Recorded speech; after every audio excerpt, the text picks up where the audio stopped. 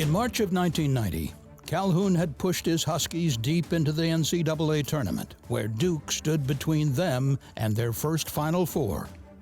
Late in the second half, they had the Blue Devils on the ropes. For Tate George, he was so anxious to make a great play that has happened so many times in sport. We were lucky. You're just lucky. With less than 3 seconds remaining and UConn up 1, Coach K called a timeout. Leitner was not going to take the shot. Phil Henderson was going to take the shot.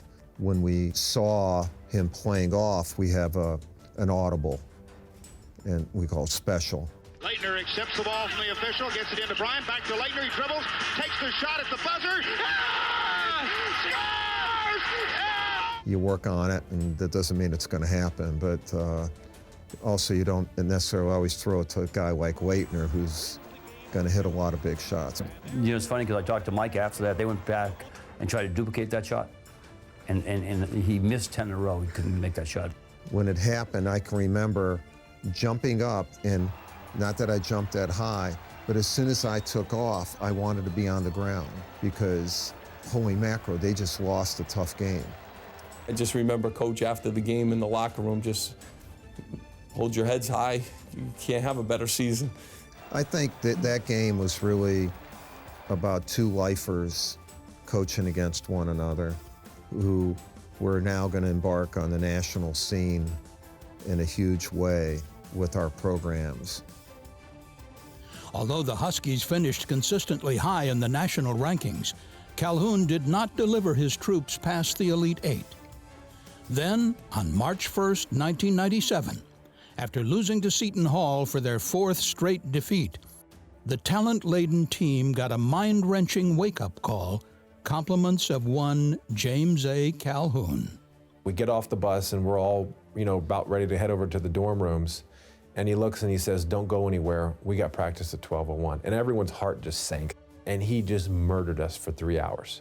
I mean, murdered us. We were doing double suicides, and we'd done like 6 in a row. And I remember we got back to the 6th one, and I literally, both my calves completely locked up from cramps. And I mean, I couldn't even stand up. And I literally had nothing left.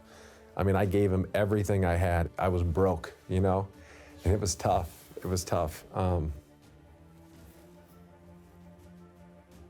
It was tough. And I remember I went home and it was 3 or 4 in the morning. I called my dad.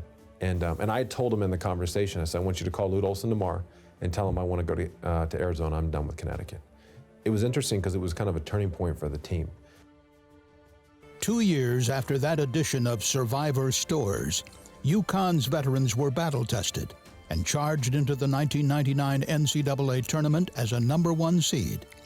After 3 double-digit victories in the West region, the Huskies met Gonzaga in the Elite Eight. Deflected. It's stolen by Freeman in the corner. He throws the ball up in the air. It's caught by Moore. The game is over. The UConn Huskies will go to the Final Four. When the kids dumped the water bucket on Jim when he was doing the TV interview after the game, I think that was a sign of how tight that team really was. There might have been some other teams that wouldn't do that with Jim. That team felt like togetherness that, hey, we got your back. We've taken you to the Final Four. Now we're going to take you to the national championship.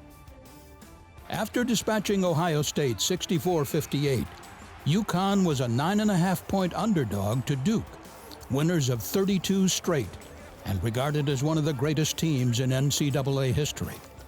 When I met the team when they got to Tropicana Field to do my pregame interview with Jim, he was like it was May on the golf course. You couldn't tell it was the national championship game, the biggest game in UConn history, the biggest game in his career.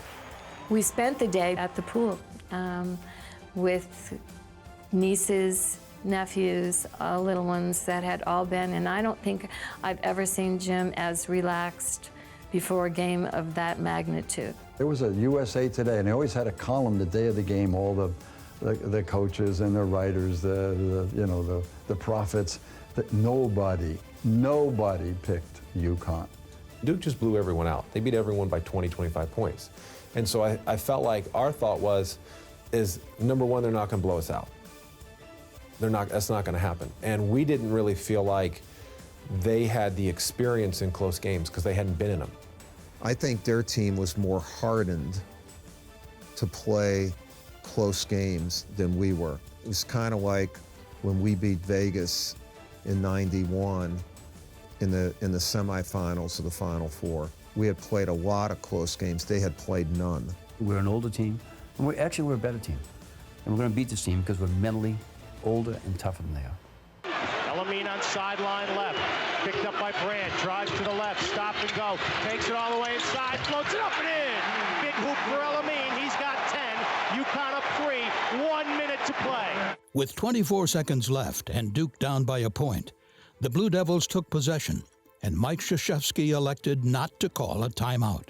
If we set something up, Jim would have done something to double team Langdon or make sure that he was not going to get the ball. And so he had a better chance of getting it in transition. Langdon with 12. One-on-one with Moore. Langdon goes left, takes it inside. He spins, and he walked! Langdon forced into a treble with 5.4 seconds to go, and UConn up 1. I just tried to make it tough on him, pressure him, and you know, contest if I could, but not really gamble on him. So I was able to make him spin, and then en route he traveled. UConn up 3. Battier to inbound. Gets it into Langdon in the backcourt. Langdon with 3. Langdon's going to lose the dribble. He trips. It's over. It's all over. UConn is the national champions. The Huskies have climbed to the top of the NCAA mountain. UConn, you bet. Huskies 77. Duke 74. For UConn to beat Duke to win the national championship, that made it extra special. And I think anybody who saw it, listened to it, or was there, it was a moment they'll never forget. It was his moment. You know, to me, I was happy for him. You know, when I shake hands and I say, I'm happy for you, I mean it. Amid the Huskies' euphoria, Calhoun climbed the ladder and began to cut down the net, when his thoughts drifted off the moment and focused on a recently fallen hero, Joe McGann, a former team manager who had died on the eve of the tournament. I thought it was one of the most poignant times, and I think it really shows a side of Jim that a lot of times people don't see. When we won the championship, I thought of my wife, I thought of my dad and mom, I thought of my family, and the last thought I thought of really was Joe. And there was that one little strand that was up there, and before I cut it down, I said, no, Joe, you. Kind of that simple, and I get goosebumps when I just told you that. Calhoun's relationship with McGann began when Joe was in 6th grade and Coach was at Northeastern. As a junior in high school, McGann underwent a kidney transplant. Calhoun remained close to Joe and his family through the ordeal, and was so inspired by his courage and toughness that he made him a promise. I'm going to make a pact with you. You're going to go to school, you're going to graduate, and you're then going to go to Northeastern. There's a program there for students that maybe have been ill or maybe need support in some special education areas, and we can get you in there. And at that point, you give me a good year, and you get yourself a 3.5 or better, and I will get you to UConn. Good to his word, Calhoun brought McGann into the Huskies' fold in 1992. But sadly, Joe's health continued to slowly deteriorate. When gangrene was discovered in his legs in 1998, doctors told both his parents Joe would die unless he underwent amputation under both knees.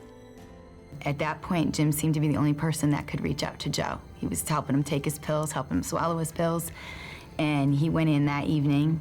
He was in there for quite a while and did tell him that he needed to get his both legs amputated. They asked me to be the person to tell him he needed his legs amputated, which to me was the hardest thing I've ever had to tell any other human being. I loved Joe McGann, loved everything about him. Well, I remember one time he went to the hospital with some of the team, and I think he had been tough on the team in the morning.